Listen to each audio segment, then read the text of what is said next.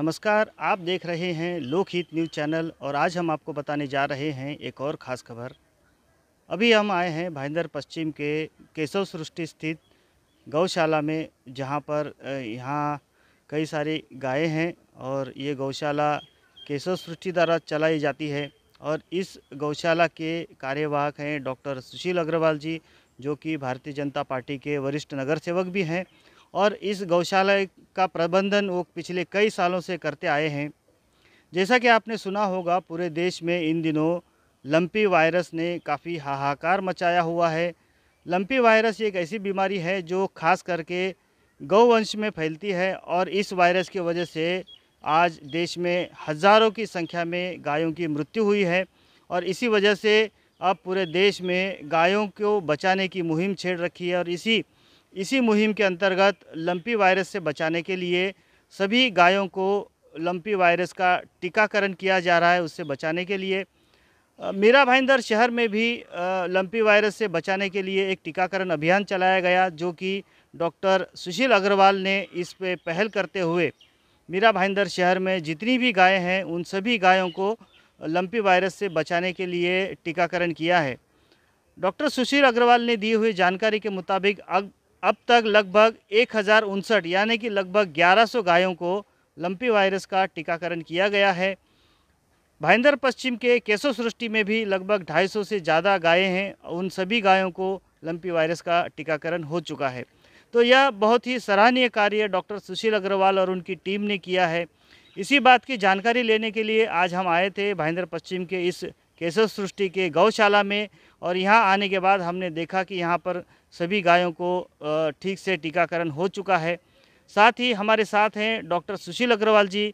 हमने उनसे भी बात की और जानना चाहा कि किस प्रकार से यह टीकाकरण अभियान चलाया गया। आइए बात करते हैं डॉक्टर सुशील अग्रवाल जी से और जानते हैं कि आखिर ये टीकाकरण अभियान किस प्रकार से चलाया गया और अब तक कितने गायों को टीकाकरण किया गया है।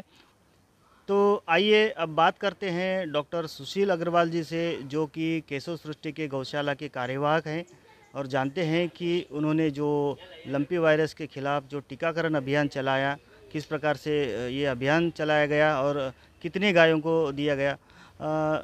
डॉक्टर साहब, ये जो आपने लंपी वायरस के खिलाफ जो टीकाकरण अभियान चलाया, गायों को लंपी वायरस के खिलाफ टीकाकरण दिया गया, इसके बारे में आप थोड़ा विस्तार से बताइए कि ये जो लंपी वायरस है किस प्रकार की बीमारी है ये। देखिए, लंपी वायरस ये वायरस से होने वाली बीमारी है जो काफ़ी वर्षों से दक्षिण अफ्रीका और दूसरे कंट्री के अंदर ये बीमारी थी। कुछ महीनों से ये बीमारी ने भारत के अंदर पांव पसार लिए है। आपने देखा होगा कि उत्तर प्रदेश, राजस्थान, गुजरात, कई ज़िलों के अंदर इसके कई ज़िलों के अंदर ये बीमारी का बहुत ज़्यादा व्यापक असर हुआ है और हज़ारों गायों की इसकी वजह से मृत्यु हुई है और ये बहुत तेज़ी से फैल रहा है।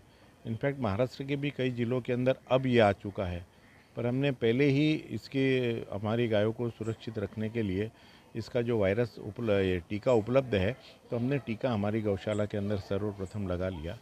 उसके बाद में कल्पना आई, क्योंकि ये वायरस जैसा एक गाय से दूसरे गाय की ओर तरफ फैलता है, तो हमारे परिसर की जितनी भी गाय है, इनफैक्ट मीरा भाईंदर महानगर पालिका के क्षेत्र के अंदर जितनी भी गायें आती है, सबको हम हमारी गौशाला की ओर से निःशुल्क टीका करने का हमने 11 सितंबर से एक अभियान चलाया था।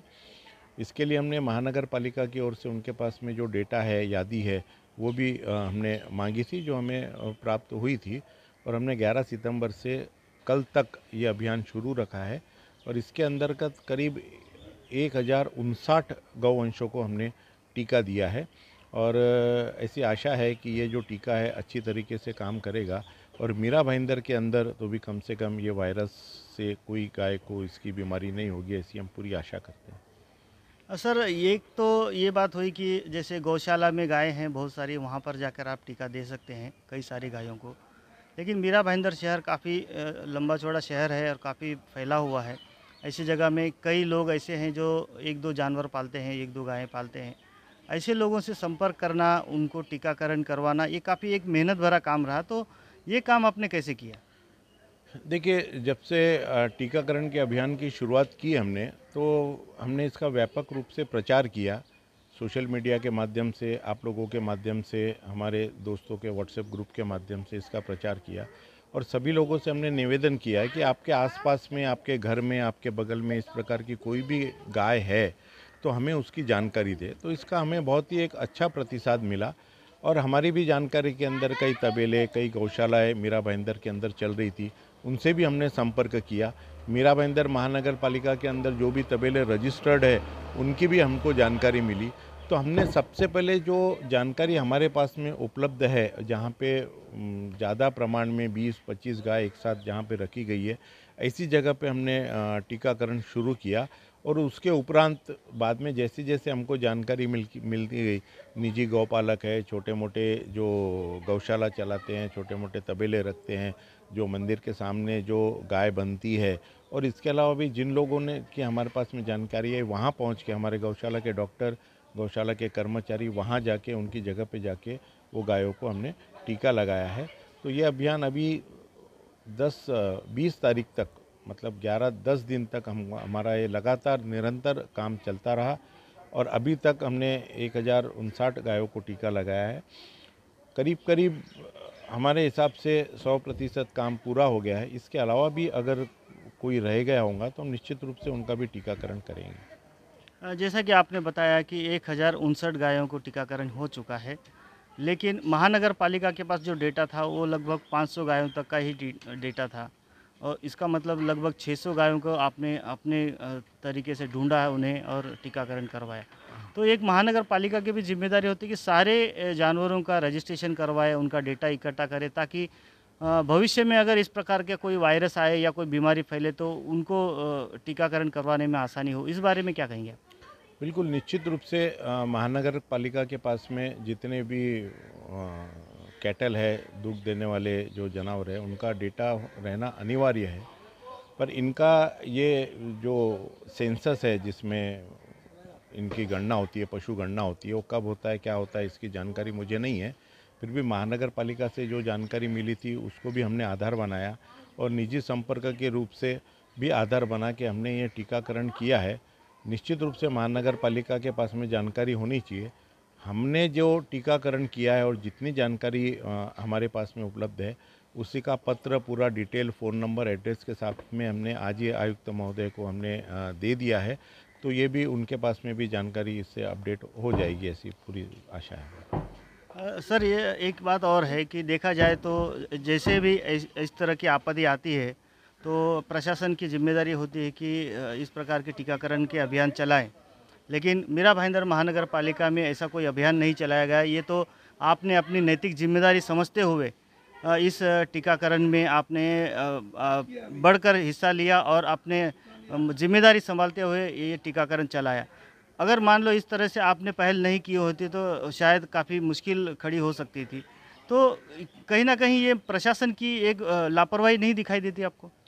देखिए, ये लापरवाही तो मैं नहीं कहूँगा, क्योंकि प्रशासन जैसा ऊपर से जैसा आदेश आता है उस हिसाब से काम करते हैं और ये शायद उनकी प्रायोरिटी लिस्ट में नहीं होगा, क्योंकि हम गौ सेवक है, गौ माता की सेवा करते हैं, काफ़ी लोगों से संपर्क है, तो सबकी अपनी अपनी प्रायोरिटी लिस्ट होती है।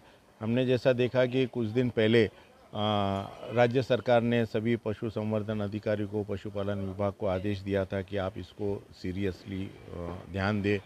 उसके पश्चात एक न्यूज़ आई थी, मुंबई महानगर पालिका के कमिश्नर ने अपने यहाँ के गौवंशों का सर्वे शुरू किया है, सर्वे करना है।